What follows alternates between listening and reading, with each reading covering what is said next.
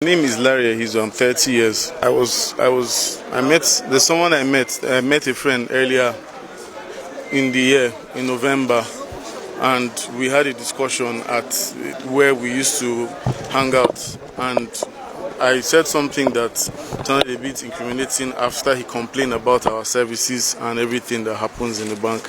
And we almost got into a serious argument. And I told him, I said, the only thing you would do is to get angry and maybe not bank again, or do you want to? He said he was going to hurt someone, he was going to make an impression, and I told him, I said, please don't do that. The highest you can do is to do that, or maybe rob the bank, or make them feel bad. That's the highest that you can do. I didn't know he had this on record, and he used that to threaten after some time that he's going to, that he insisted that I take the people that he will bring into the bank. He threatened my family, he threatened myself, he threatened the people around me, even knew as far as my house. After all that, I was even afraid to go to the police because he said even if I go to the police, he has already informed his colleagues because he's a cultist. And he said that anything I get after that I should take it. That was when he brought them. I still begged him, I still insisted. He even traced as far as my family house, insisting that he's going to kill them if I don't take them. He now brought them on the 24th. That I should just take them in and tell them what to do. He even followed to that place, but he escaped when they now caught them. That was what happened that day. So he insisted that I use my car to take them into the place. That was the only thing that I'm supposed to do, and I leave the rest for them to do. The person is at large. His name is Ernest. He's at large right now. I do have a lot of regrets. I would have. Do you have any regrets? When all this is going on? No, I didn't report because of the threats. He actually brought people to my house. He brought his fellow cultists to my house to threaten me. He went that far. He threatened my girlfriend. He threatened everybody around me that I must go ahead to take them. Even if so, how much are you guys looking at in the whole deal? In the whole deal, he said he was going to give them 7 million. That's what he said. And you give them 7 million, yes. How much will he give you? He said he was going to give me 20% of it. I told him I didn't want any money from him. He said that I must collect that. That's what he told me. What's your position? What do you work as? Customer service. Customer service? Yes. How long have you been in? How long have you worked? 2 years plus. I'm Prince Obina. Why are you here? I'm here because of the incident that occurred on Saturday. What was the incident? What role did you play in the bank in the attempted bank robbery? We were among those people. I was among those people that robbed the bank. It happened that all that happened that day was that Mr. Larry invited us. Yeah, Mr. Ernest met me and told me that there's a job that he wants us to do, but he's going to connect us to the person that has the work. So I asked him who the person is. He says a man. So he had finally called me and introduced me to Mr. Larry. So Mr. Larry now told us that there's this event that I want us to carry out, that Ernest has been troubling him. That if only we can successfully do that, he and Ernest precisely have the background survey that they are going to guide us. It's going to be stressless within some minutes to wrap up the deal. So I say, what's the deal about? He says, a bank. I was like, I shocked. I said, I've never done so. He said, I should not worry. That there's a vehicle that nobody will see us, that we should not worry, that everything will be in place, everything will be intact. That do I know some persons that can?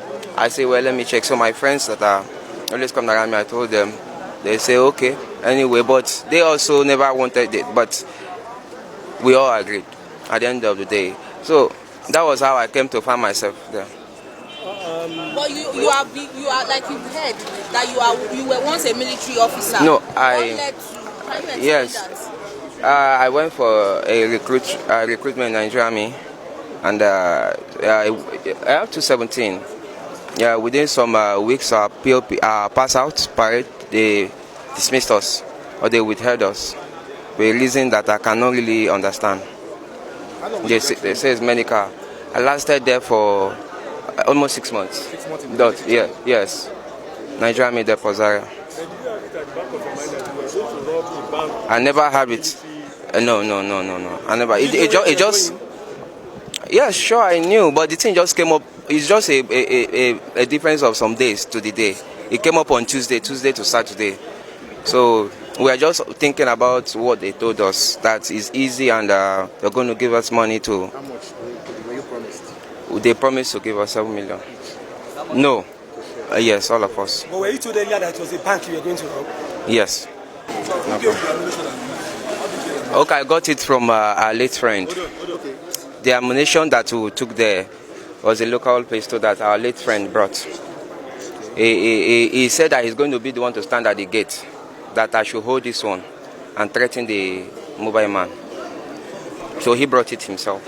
Ibrahim Umar. Okay, so how you call reach here? This soldier guy, now he meet me for one Ruga village, City Gate. So when he meet me now, he say he run from barracks, he run with AK-47. Saying the AK-49, saying they look for car. Because I never steal before. I think saying they look for car. I say no problem, say we'll go get car. So one day when I will come go Kabusa Junction for Apple side. So as we reach Kabusa Junction, one man don't drink, he park behind the road, the man they sleep. So when the man they sleep, then we now knock for the man door, tell the man to open door. Then the soldier man now crank gun for the man head. As the soldier man crank gun for the man head, so he tell the man me go to the other side of the seat. So when the man now go to the other side of the seat, then we now drive the man along Lugbo Airport Road. So he now crank the gun, say if the man make noise, he go shoot, and the man now jump out of the car. After the man jump out of the car, they will not turn. Then let me drive the car. So after I drive and stop for City Gate, then the soldier man come dress in camouflage, come give me the gun, say make I hold the gun, say go sell the car for Benin, bring money for us. So as I wait for until up till now, I no see him. SARS come arrest me. Where SARS arrest you? On 21st. Yeah. At Ruga City Gate. What motivated me to go down? So where I be the work, I get problem there. So no work again when I do. So when we dey for jungle, now the soldier man meet me, saying need car when go steal. Before I know they do all those kind of things. You get problem, then sack you, abi you commit offense? No, for my shop, na electrician I be. So one customer, I get what they call catalytics for the exhaust.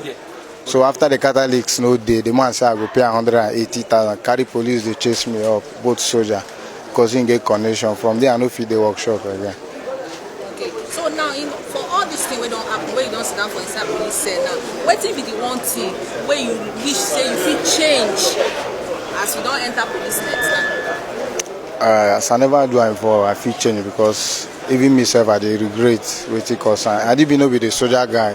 No be my intention to do it because even my family nothing like thief inside. So how your family dey feel now? Then they feel bad. What you get to tell them for television? So I was saying my mom, my dad, may them forgive me. May Nigeria too forgive me. Eyosu Kennedy. So I serve other 112 Task Force Battalion, Meduguri. So I took permission from my air commander that I'm coming to town to make a call. So process of getting there, I changed mind. So I was looking for money. I was not having anything with me. So with my rifle, I stripped my rifle, I put it inside my bag, traveling bag. So I enter a bus, so come down to Abuja. So when I go to Abuja, I lodge at Use. So I met some guys there that I need if there's any bad guys around there. They say if I'm looking for all those guys, I should go to Apo side. Next day I went to Apo Lodge. So that hotel, I see some guy was drinking there. I went out. I asked, they said I should go to Ruga. That is where boys do normally gather. So when I went there, I saw guys. I met one guy. So when I met the guy, I told him. So the guy carried me and meet him. He said the guy he can do it. So I explained everything to him. He said he can do it. He can do what? He can, two of us. He said he have another Smalley. I don't know his name. He's the one that brought that small. It's one boy black like that. He said if I have a weapon, with three of us, we can snatch a car. So that night we went out. So we took a cab. So along Apo Road. So we saw one car was parked by the What type of car? Corolla early. It was parked at the roadside. It was on. So when we went closer, we saw the guy was sleeping inside the car. So when we knocked the door, the guy woke with shock.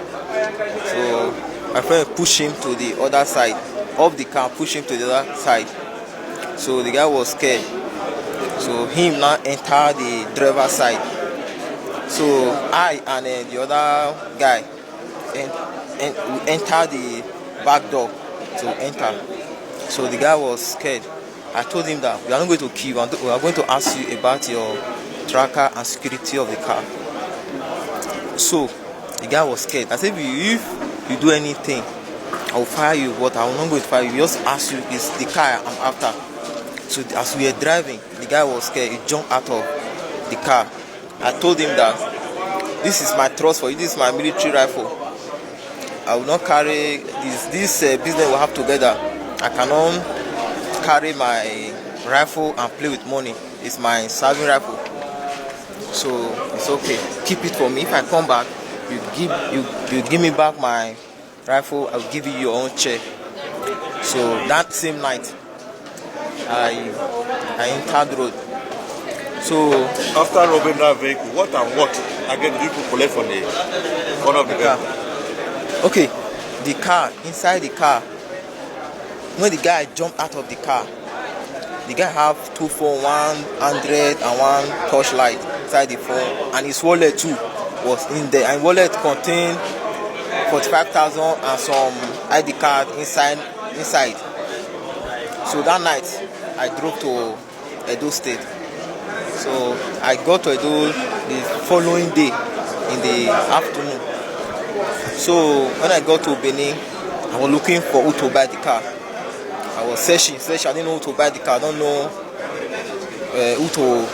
who buy car. So I was looking around.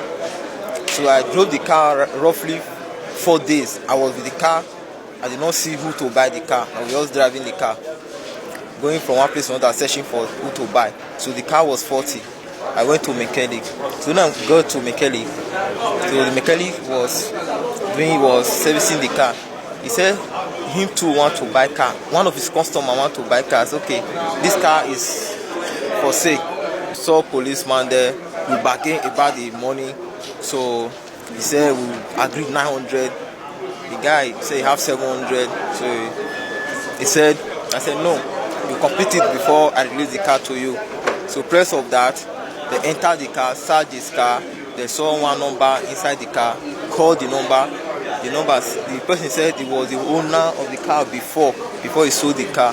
So now called the person that owned the car, said the car was snatched. So that's how I was detained there. Just to mention but a few. But there was an incident of an attempted bank robbery on Saturday in Pape. We quickly mobilized, cordoned the place, and were able to arrest alive 4 suspects out of the 5 that went for that particular operation. 1 died as a result of gunshot wound.